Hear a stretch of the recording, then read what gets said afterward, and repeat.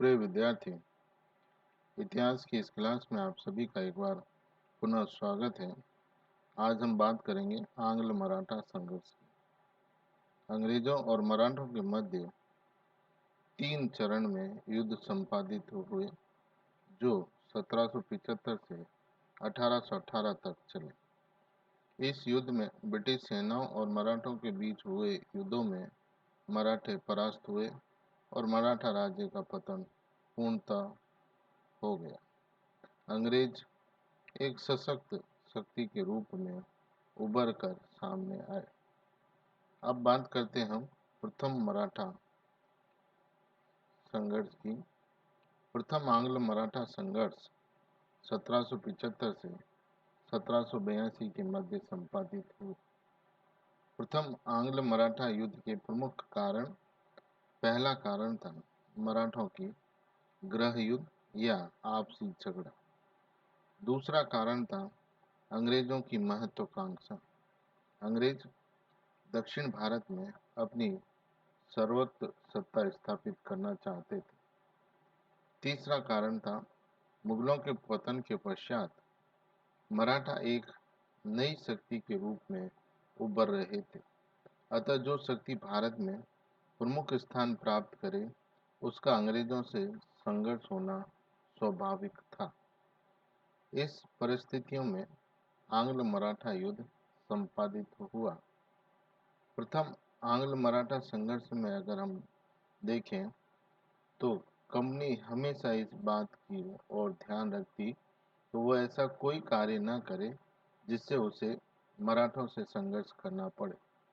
फिर भी कंपनी की नीतियों को क्रियान्वित करने का प्रयास करती रही और 1758 में अंग्रेज और मराठों के मध्य एक समझौता हुआ, जिसके अनुसार अंग्रेजों ने मराठों से 10 गांव प्राप्त किए तथा मराठा क्षेत्र में कुछ व्यापारिक सुविधाएं भी प्राप्त की। 1759 में ब्रिटिश अधिकारी प्राइम और थॉमस वाटसन पूना गए। इन दोनों का उद्देश्य मराठों से सालसेट व बेसिन क्षेत्र प्राप्त करना था। इस बार भी सालसेट और बेसिन क्षेत्र के संबंध में कोई समझौता नहीं हो सका, क्योंकि पेशवा माधवराव मैसूर के शासक हैदर अली के विरुद्ध अंग्रेजों की सहायता चाहता था, किंतु कंपनी ने इस प्रस्ताव को स्वीकार नहीं किया। फिर वाटसन ने पेशवा को आश्वासन दिया कि कंपनी मराठों से कभी युद्ध नहीं करेगी और यदि कोई तीसरी शक्ति इस युद्ध में भाग लेती है तो कंपनी मराठों के विरुद्ध सहायता नहीं देगी।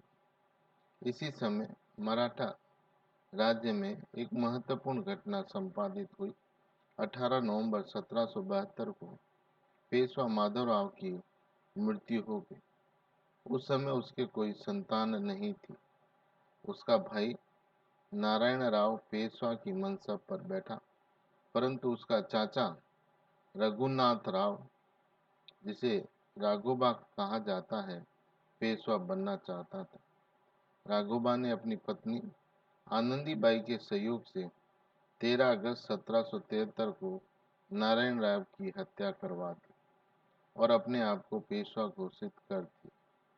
किंतु मराठों में एक ऐसा व्यक्ति था जिसके नेतृत्व में मराठा सरदारों ने उसका विरोध किया और वो व्यक्ति नाना फडणवीस था।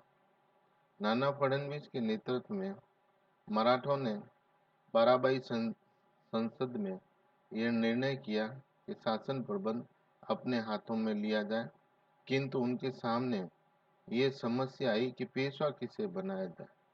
जिस समय नारायण राव की मृत्यु हुई थी, उस समय उसकी पत्नी गंगाबाई गर्भवती थी। 18 अप्रैल 1774 को उसने एक बालक को जन्म दिया, जिसका नाम माधवराव द्वितीय रखा गया। बाराबाई संसद ने माधवराव द्वितीय को पेशवा घोषित कर दिया तथा नाना फडणवीस को उसका संरक्षक नियुक्त कर दिया। बाराबाई संसद ने राघोबा को गिरफ्तार करने के भी आदेश दिए। इस पर राघोबा ने दिसंबर 1774 में थाना पर आक्रमण किया, किंतु वो परास्त हुआ और वो वहां से भाग खड़ा हुआ। राघोबा भागकर बंबई कौंसिल की शरण में चला गया। बंबई कौंसिल के अध्यक्ष हॉर्नबाई से बातचीत की। तत्पश्चात कंपनी की बंबई शाखा और राघोबा के बीच 6 मार्च 1775 को सूरत की संधि हो गई। सूरत की संधि की शर्तें निम्न प्रकार थीं। राघोबा को अंग्रेज बंबई के समीप स्थित सालसेट, थाना, जम्बूसर का प्रदेश तथा बेसिन का क्षेत्र देगा। राघोबा को पेशवा बनाने में बंबई कौंसिल मदद करेगी। सूरत की संधि के अनुसार बंबई सरकार राघोबा से 1.5 लाख रुपए मासिक खर्च लेकर उसे 2500 सैनिकों की सहायता देगी। अपनी सुरक्षा के बदले राघोबा कंपनी की बंबई शाखा को 6 लाख रुपए देगा। यदि राघोबा पूना से कोई शांति समझौता करेगा तो उसमें वह उस अंग्रेजों को भी शामिल करेगा। बंबई शाखा ने यह संधि गवर्नर जनरल की बिना अनुमति के की। रेगुलेटिंग एक्ट के द्वारा बंबई शाखा या बंबई कौंसिल को संधि करने का अधिकार नहीं था। संधि के बाद हॉर्नबाई ने केवल पत्र लिखकर इसकी सूचना गवर्नर को भेज दी। इस संधि के कारण ही अंग्रेज और मराठों के मध्य संघर्ष का सूत्रपात हुआ तथा वाटसन ने मराठों को जो आश्वासन दिया था उसे इस संधि द्वारा तोड़ दिया गया। राघोबा ने अपने व्यक्तिगत स्वार्थ के कारण संपूर्ण मराठा जाति की प्रतिष्ठा को बलिदान पर या बलिदान चढ़ा दिया। प्रथम आंग्ल मराठा संघर्ष की शुरुआत। सूरत की संधि के बाद बंबई सरकार ने राघोबा की सहायता हेतु एक सेना भेजी। अंग्रेजी सेना पूना की ओर बढ़ी और 18 मई 1775 को अंग्रेज और मराठों के बीच आरासर नामक स्थान पर युद्ध हुआ, जिसमें मराठे परास्त हुए। अंग्रेजों ने सालसेट पर अधिकार कर लिया, किंतु इस समय बंगाल कौंसिल ने हस्तक्षेप कर दिया, क्योंकि बंबई सरकार ने यह समझौता बिना बंगाल कौंसिल के स्वीकृत किया था। बंगाल कौंसिल ने सूरत की संधि को अस्वीकार कर युद्ध को बंद करने का आदेश दिया, क्योंकि यह संधि राघोबा के द्वारा हस्ताक्षरित थी और वह पेशवा नहीं था। सूरत की संधि से कंपनी को अनावश्यक रूप से युद्ध में भाग लेना पड़ा। मराठा शक्ति ने अंग्रेजों को अभी तक कोई क्षति नहीं पहुंचाई थी। यह गृह युद्ध उनके आंतरिक मामला था, जिसमें हस्तक्षेप करना कोई औचित्य नहीं रखता था। यह संधि रेगुलेटिंग एक्ट के विरुद्ध भी थी। बंबई कौंसिल ने युद्ध बंद करने का आदेश दिया, फिर भी युद्ध बंद नहीं हुआ। बंगाल कौंसिल ने गवर्नर अपटन को मराठों से बातचीत करने के लिए पूना भेजा।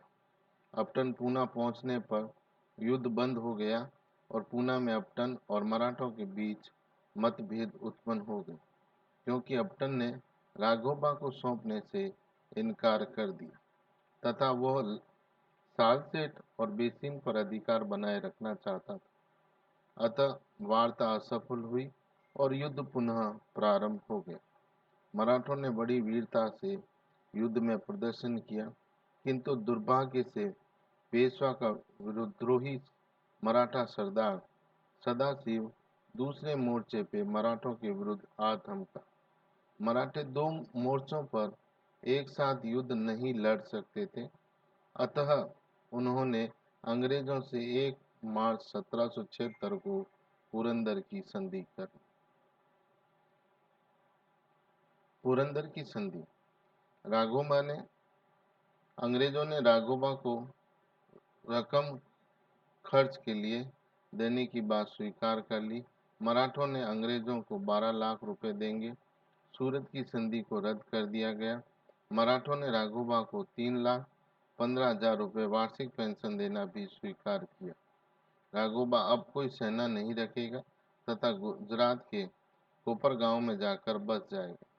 युद्ध में अंग्रेजों ने जो क्षेत्र प्राप्त किए थे वो अंग्रेज वापस अपने पास रख लेंगे। इस संधि पर मराठों की ओर से सुखराम बापू तथा अंग्रेजों की तरफ से कर्नल अपटन ने हस्ताक्षर किए, किंतु बंबई सरकार तथा वारेन हेस्टिंग इस संधि को स्वीकार करने को तैयार नहीं थे। इस बीच मराठाओं ने विद्रोही सदाशिव को पकड़ लिया और उसकी हत्या कर दी। अब मराठा अंग्रेजों से निपटने के लिए तैयार थे। इस स्थिति में अधिक जटिल तब हो गई जब 1778 में एक फ्रांसीसी राजदूत सेंट लुबिन फ्रांस के सम्राट का पत्र लेकर मराठा दरबार में पहुंचा। मराठों ने उसका शानदार स्वागत किया। अतः यह अफवाह फैलने लगी कि मराठों और अंग्रेजों के फ्रांसीसियों के मध्य संधि हो गई। उधर वाटसन ने मराठा दरबार में एक मंत्री मरोब्बा को अपनी ओर मिलाकर नाना फडणवीस और सुखराम बापू के मध्य फूट डलवा दी। सुखराम बापू, जो पुरंदर की संधि करता था, उसने गुप्त रूप से बंबई सरकार को पत्र लिखा कि राघोबा को अगर पेशवा बनाने में वो मदद देने को तैयार हैं। अतः बंबई सरकार ने कहा कि चूंकि पुरंदर की संधि करता स्वयं हमारे निकट आ रहा है, इसलिए पुनः युद्ध करने पर संधि का उल्लंघन नहीं माना जा सकता। बंगाल कौंसिल ने भी इसका विरोध किया, परंतु वारेन हेस्टिंग ने बंबई सरकार का समर्थन किया। यद्यपि मराठों ने स्पष्ट कर दिया कि फ्रांसीसियों के साथ उनकी कोई संधि नहीं हुई तथा सेंट लुबिन को वापस भेज दिया गया, किंतु वारेन हेस्टिंग ने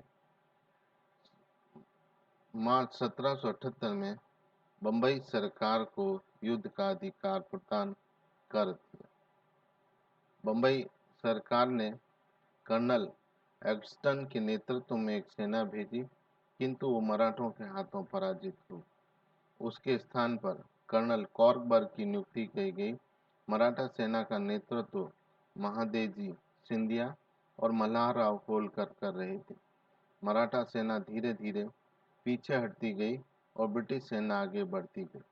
पूना से 18 मील दूर तेल गांव के मैदान तक दोनों सेनाएं एक दूसरे के आमने सामने आ गईं। 19 जनवरी 1779 को तेलगांव पहुंचते ही अंग्रेजों को मालूम हुआ कि मराठों ने उन्हें तीनों ओर से घेर लिया। इस पर मराठों ने आगे बढ़कर आक्रमण कर दिया। दोनों पक्षों के बीच भीषण युद्ध हुआ, जिसमें अंग्रेज पराजित हुए। इस पराजय के साथ ही बंबई सरकार को अंग्रेज मराठों के साथ एक अपमानजनक समझौता करना पड़ा और 29 जनवरी 1779 को दोनों पक्षों के मध्य बड़गांव की संधि संपादित हुई। बड़गांव की संधि की पहली शर्त थी, अंग्रेज राघोबा को मराठों को सौंप देंगे। अब तक अंग्रेजों ने जिन मराठा प्रदेशों पर अधिकार किया है, वे सभी मराठों को दे देंगे। जब तक अंग्रेज इन शर्तों को पूरा नहीं करेंगे, तब तक दो अंग्रेज अधिकारी बतौर बंधक मराठों की कैद में रहेंगे। बड़गांव का समझौता अंग्रेजों के लिए घोर अपमानजनक था। स्वयं हेस्टिंग ने कहा कि जब मैं बड़गांव समझौते की धाराओं पढ़ता हूँ तो मेरा सिर लज्जा से झुक जाता। अतः हेस्टिंग ने उस समझौते को स्वीकार नहीं किया। दूसरा नेतृत्व कर्नल गॉर्ड कर रहा था। जब नाना फडणवीस को अंग्रेजों के आक्रमण की सूचना मिली तो उसने नागपुर के शासक भोंसले, हैदराबाद के निजाम और मैसूर के शासक हैदर अली को अपनी ओर मिला लिया तथा अंग्रेजों पर आक्रमण की योजना तैयार की। किंतु हेस्टिंग ने कूटनीति से निजाम भोंसले को मराठों से अलग कर दिया। कर्नल गॉर्डर अहमदाबाद और बसीन पर अधिकार करके 1780 में बड़ौदा पहुंचा। उसने बड़ौदा के शासक फतेह सिंह गायकवाड़ से संधि की और पूना की ओर बढ़ा तथा 3 अगस्त 1780 को ग्वालियर के किले पर अधिकार कर लिया। तत्पश्चात शिवपुरी नामक स्थान पर महादेवजी सिंधिया और फूफम के मध्य एक युद्ध संपादित हुआ जिसमें सिंधिया परास्त हुआ। 13 अक्टूबर 1781 को उसने अंग्रेजों से संधि कर ली और इस संधि की महत्वपूर्ण धारा ये थी कि महादेव सिंधिया मराठों व अंग्रेजों के बीच नई संधि संपादित करा देंगे और उस संधि की पालना करने हेतु स्वयं सिंधिया ने गारंटी दी। अंग्रेजों और मराठों के मध्य अब नई संधि सालबाई की संधि के रूप में संपादित हुई।